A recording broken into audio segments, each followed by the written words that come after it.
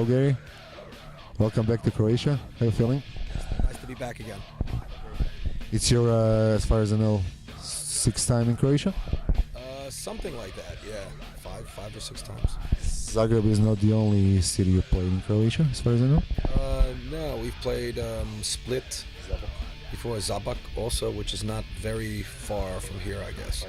Yeah, but it's always a lot of fun and a lot of excitement in the crowd, and it's always a good time.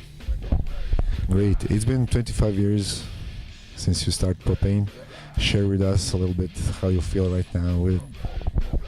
Oh well, I mean, from the beginning, I would never have imagined it lasting as long as it has. But I suppose that after doing it for so long, you could hardly imagine doing anything else. So it's just sort of becomes who you are after a while, and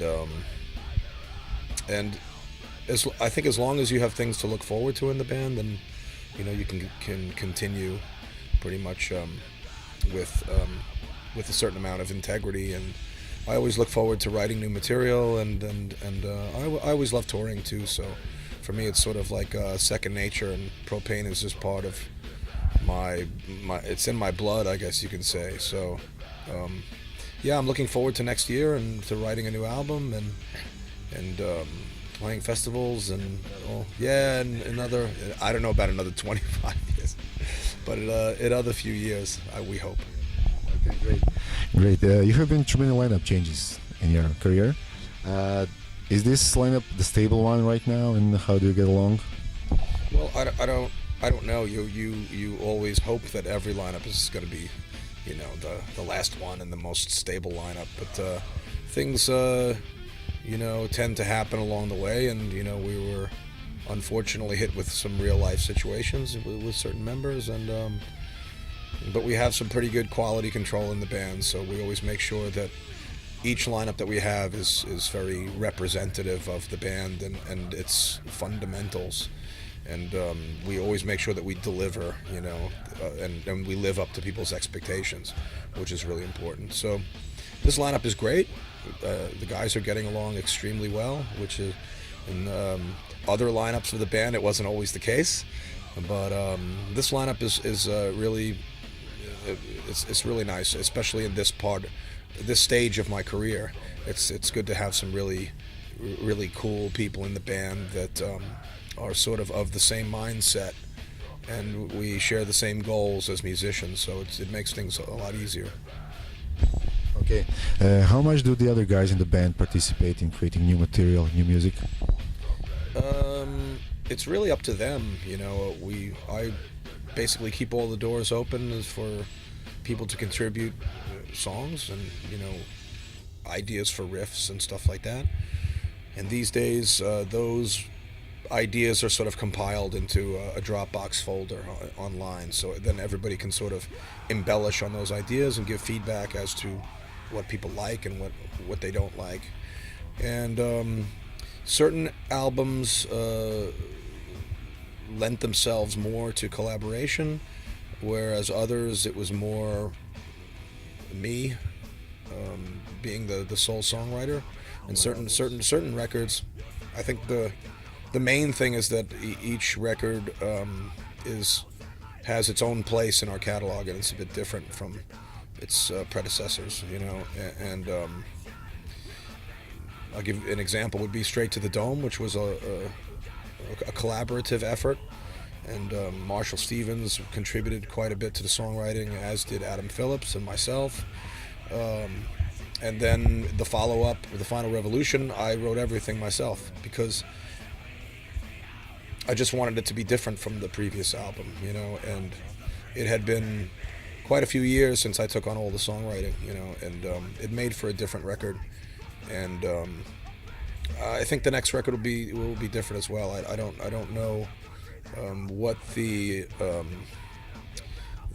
method of recording will be and the songwriting approach, but we're going to try to figure out ways to make it its own record in the Propane catalog. Okay. What's going on with new material? Is there anything ready? Do you have any new songs, new riffs? No, there's nothing so far.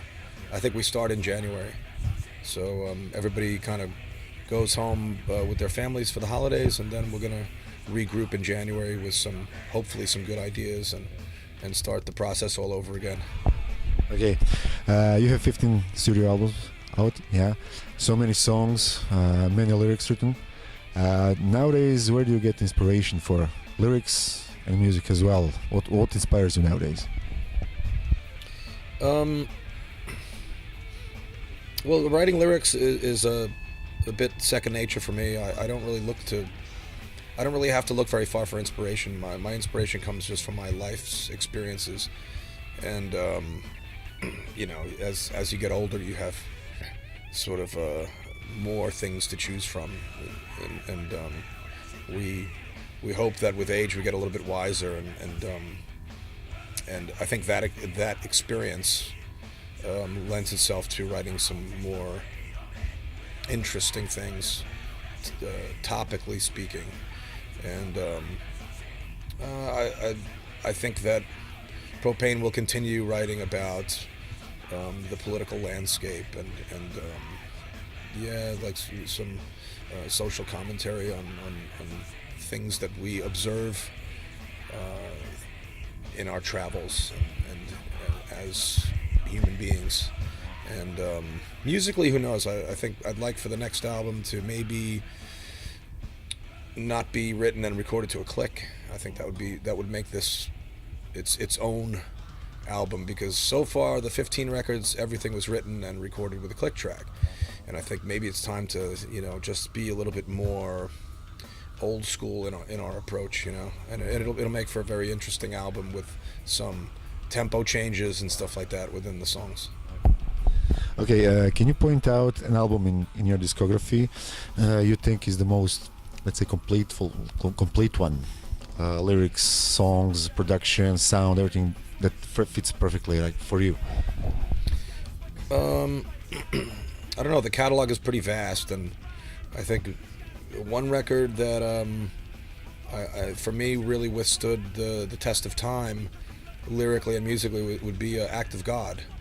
With In for the Kill and Stand Tall on it. I think that was a special album for Propane. It was the first album which we took on all of the production ourselves, and it was self-produced, self-engineered.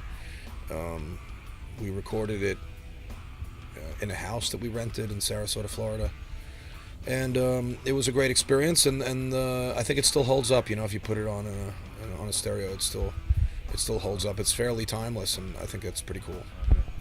In 2003, you released a cover album called Run for Covers. Can you name a couple albums and bands that inspired you so much or have a special meaning to you? Oh, well, there are so many. I mean, even bands that we didn't cover, like the Ramones. That was always my favorite band when I was a kid. I really idolized the Ramones.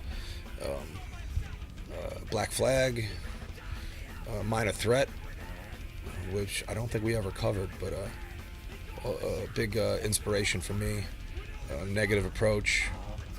A lot of the New York hardcore bands from the old days, like Bad Brains, and of course Agnostic Front. Some of our peer bands, Cro-Mags, and the list goes on. But that's the style anyway. Do you follow hardcore scene metal today? Well, I do. I mean, but only to a certain degree. I mean, we're on the road a lot, and we meet bands out here when we're playing festivals and stuff, and newer bands and older bands, and I think you have to follow a certain amount of metal and hardcore if you're touring as much as we do. But it's a style that it's part of who I am, but it's not something that I play every day at home. I take my metal and hardcore in small doses as a listener these days. Okay, let's talk about the video clips. Back in the days, video clips were quite important for the bands, for bands presentation. Mm-hmm. How do you look at it nowadays, and are they really important, and how much are they necessary? Well, it's probably more important than it ever was because most of any band's exposure these days is gotten via the internet. So I think it's fairly important for bands, especially newer bands, to have videos with their music to get some as much as exposure from YouTube or just through a band's Facebook page or something. It's a very important part of a band and their whole repertoire would be their videos. We laid off making videos for a while because I didn't view them as being so important for a while, but I think that importance has really come back. And even for a band like Propane that's been around forever, it's becoming more important for us to come out with a video, to support our release. Mm-hmm. How difficult is to make a video nowadays? Are they cheaper now than they used to be? They can be. A video is something. You could spend as much or as little on it as you want. But I think you sort of get what you pay for. Unless you know somebody, that's willing to cut you a break that does really good work. But our style of music is quite forgiving when it comes to videos because it's an underground form of music, so people don't have high cinematic expectations, if you know what I mean. Yeah. Whereas some bands, in other genres of music, you can't really get away with that. You really have to spend the money, and you have to get the quality directors to make it, to turn it into something really special, and it can be very expensive. I play with a band called Dark House, which is more electronic and gothic, and it requires the cinematic wow factor in the videos, and it can be quite expensive, unfortunately. 5 years ago, you celebrate the 20th anniversary of the first album. You played it in full. Can we expect more such anniversaries? Well, I don't know. I think it became pretty common, for bands to pull out albums in its entirety, and I think it's cool, and when we did it for Foul Taste of Freedom, I thought it was a special occasion because we had neglected a lot of those songs for so long, and to celebrate the 20 years, that's what we did. We came out with playing Foul Taste of Freedom in its entirety, and it was nice for the fans, but for this 25 year, we want to have a little bit more of a well-rounded concert in terms of representing each album a little bit, Retro. Yeah, pretty much. Okay, you mentioned Agnostic Front, Cro-Mags, all these bands from actually that made New York hardcore scene so famous and considered the most famous one. How much did they influence you, and how much did they make an impact on Propane? Well, quite a bit. In the 80s, I was playing in a New York hardcore band called Crumbsuckers, and so we played with Agnostic Front on any given weekend. You'd see Crumbsuckers, Agnostic Front, Murphy's Law, Cro-Mags, and the list goes on. And Sheer Terror, Prong, Carnivore, Biohazard, Whiplash, Leeway, and tons of bands, tons of great bands. And so I come from that scene, and Propane is sort of a byproduct from the demise of my original band. And so I wanted to stay within the crossover genre that I sort of helped develop. But I wanted Propane to have some more standard arrangements, so we didn't just write a bunch of crazy riffs and glue them together like what the Crumbsuckers were doing. So I wanted Propane to have its own identity, so it was more listenable for most people, and it was less virtuoso style guitar playing and shredding, and but the vocal delivery was a bit similar, to what Crumbsuckers were doing, and it was it became a bit more aggressive, than Crumbsuckers, and that was the natural evolution of Propane.